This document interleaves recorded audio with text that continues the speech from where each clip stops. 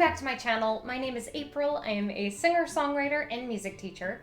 And today, because it is a new year, I thought it would be super fun to dive right into how to be a better songwriter in 2022. And today we're going to specifically focus in on lyric writing.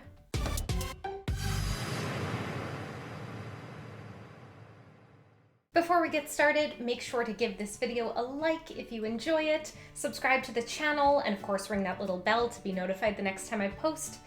And let's get started.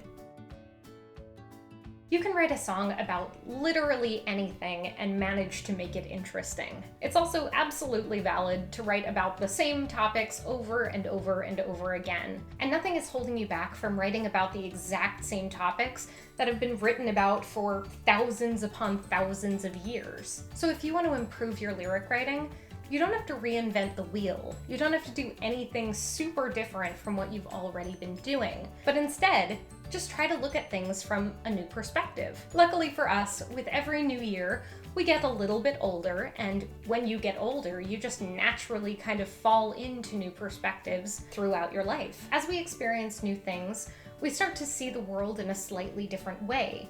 Our ideas and beliefs can either shift really drastically or just change a little bit from year to year or from day to day. So you can always start by tapping into the exact same emotions and situations and themes that you've already written about for years, but just try to look at it from whatever perspective you're currently living. Another way to think outside of the box and improve your creative thinking a little bit is to practice combining things. By taking two completely different ideas and then turning them into one concept, you're able to work on things like clever turns of phrase and metaphor. Combining things is great because you don't have to think of something completely brand new and unique every single time you go to write, and instead, all that you're doing is taking stuff that you're already familiar with and just putting a fresh twist on it. If The Lion, the Witch, and the Wardrobe, Harry Potter, and Buffy the Vampire Slayer didn't exist, we would never have had The Magicians. And if Hans Christian Andersen had never written The Snow Queen,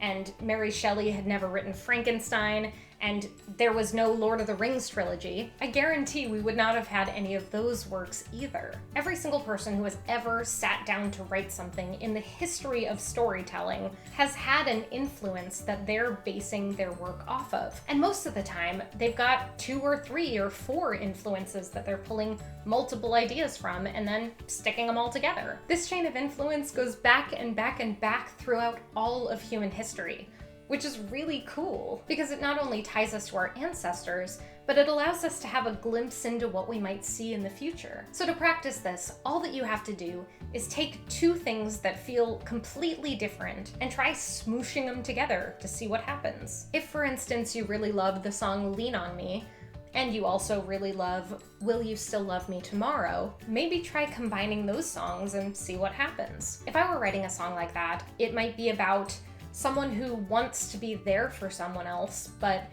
maybe the other person feels like they're pulling away. You can also combine 2 totally different ideas in order to create a metaphor. For instance, if you were taking the ideas of, I wish you paid more attention to me, and you're always on your phone, and you took those and mashed them together, you might get, I wish I was your phone. I wish I was your phone. I wish I was your phone. I'd always be by your side and you'd never leave me alone if I was your phone. So go ahead and try to combine your interests, your memories, your ideas, your ex-boyfriends, whatever, and just see what you can come up with.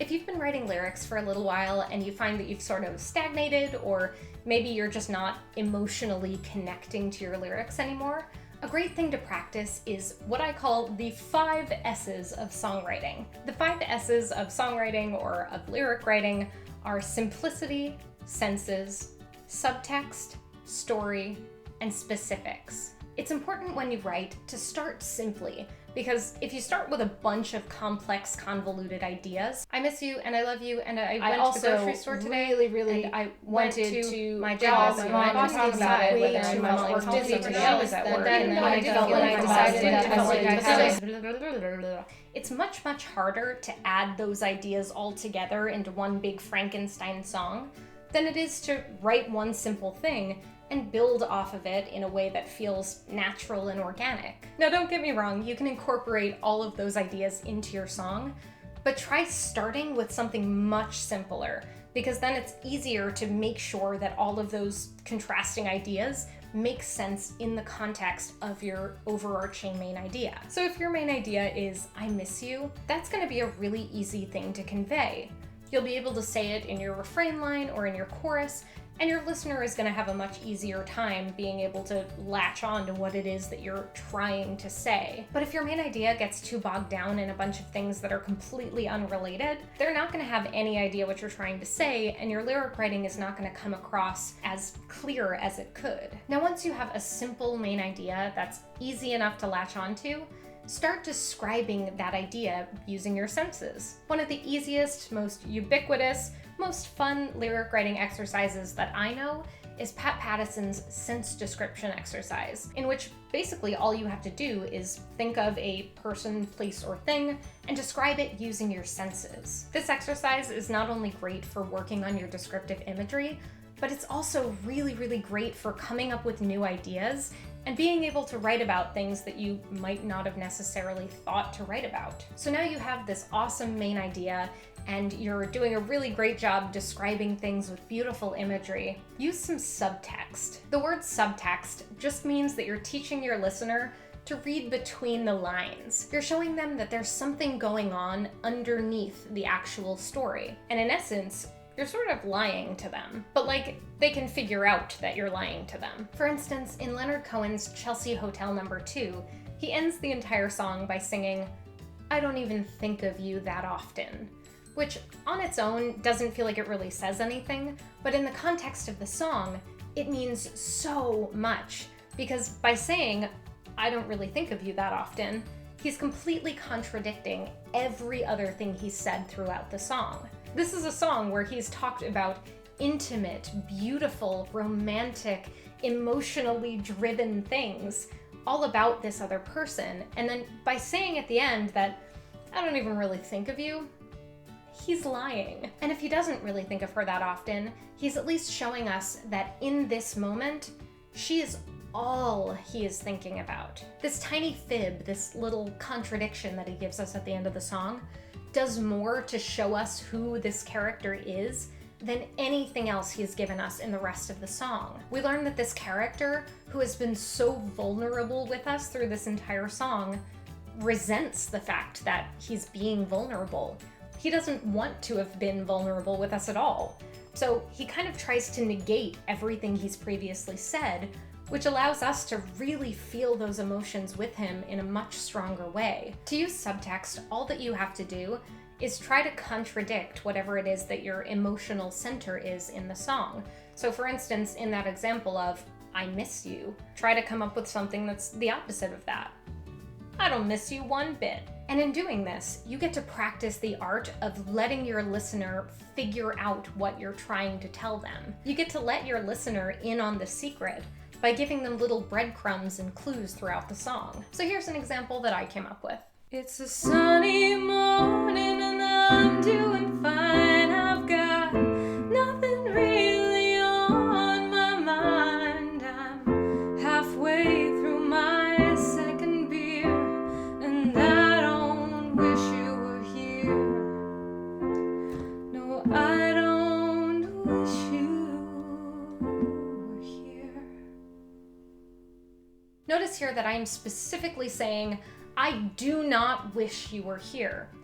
But my voice and the chords, especially that little line cliche, are really contradicting that. And the fact that my character is drinking a beer in the morning, their second beer in the morning, really just shows that she is not exactly coping with things in the healthiest of ways. And of course, repeating that final line really just gives the game away. It's super clear that she is totally lying to the audience, and that she, in fact, does miss this other person. We're let into this secret that this narrator is keeping even from herself. By implying all of these feelings, but not actually saying them to our listener, we're giving them the sense that our character really needs to have some personal growth. And if I want to, later in the song, I can give her that moment of vulnerability and let her have an actual moment of self-reflection, And then that's going to allow us as the listeners to basically just latch on to how good it must feel to let go of all of those feelings. It allows for some resolution that wasn't necessarily there before. If we had stayed with "I miss you" as opposed to "I don't miss you," our listener might not have gotten that sense of resolution. Things already would have been pretty resolved to begin with. But this allows us to have a little bit of extra tension throughout. Now that we've had a bit of fun with subtext, we can take that tiny idea that we came up with before and expand it into a fuller narrative. All you have to do now is take all of those ideas that we came up with and turn them into a beginning, a middle, and an end. So let's take that last example and see what happens when we expand it into a fuller story. The beginning obviously is what I came up with before, so that would be the narrator drinking beer in the morning and thinking about this other person. But of course, pretending that she's not thinking about this other person, and in doing that, thinking about the other person even more. But to keep it simple, we're just gonna write this. So for the middle of our story, let's make the narrator go somewhere. Of course, remembering that she's drunk in the morning and probably shouldn't be driving, but let's have her drive anyway. So let's say that in order to drive to wherever she needs to go, she has to drive past the other character's house. Actually, in fact, maybe let's specifically avoid the other character's street, but not because she misses them or anything. It's just that, there's better scenery on the other street. For the end of our story, the natural consequence of the character's actions in the last couple of verses, to me, is that by driving drunk, she's probably going to either get pulled over or get into an accident. I'm not going to make it a totally tragic ending because I don't want this to come across like a parable, and also because I don't want my narrator to be a ghost by the end of the song. But how about, for the sake of the narrative, she hits a lamppost? Not only does this reflect the natural consequences of what our narrator has been doing, but it also gives us the opportunity to kind of twist what our main idea was to begin with. So that idea of, "I don't wish you were here," could actually pack a lot more punch if it's, "I'm really glad you weren't here to get crushed by this part of the car that hit the lamppost," or "I'm really glad that you're not here to see me like this." This way we get some character development, the story is able to progress, and each verse means something new and unique. So you can practice doing just this. Take the ideas you've already got and try following them to their natural conclusion. Or if what's happening in your story feels like a natural conclusion, try working backwards and see what might have gotten them there. There's also nothing wrong with your story being out of order. You can do a flashback in your second verse, or your bridge can be the beginning of the story. As always, there are no wrong answers. The final S is specificity. And all that this means is that when you're writing the rest of your song, as you're turning this outline into a fuller narrative, try being as specific as you can be. Instead of saying the trees along the highway, for instance, you could say the eastern red pines along Highway 11. Specific images like these ones really let us sit inside of the narrative. They allow us to empathize with the characters, and it just makes it way more fun to kind of be part of the song. So go ahead and give it a try. Take things in your songs that aren't very specific and see what happens when you make things a little bit clearer. With all that said, I hope you enjoyed this video, and if you did, be sure to let me know in the comments below, leave a like, ring the little bell to be notified the next time I post, subscribe to the channel, and have a very happy new year.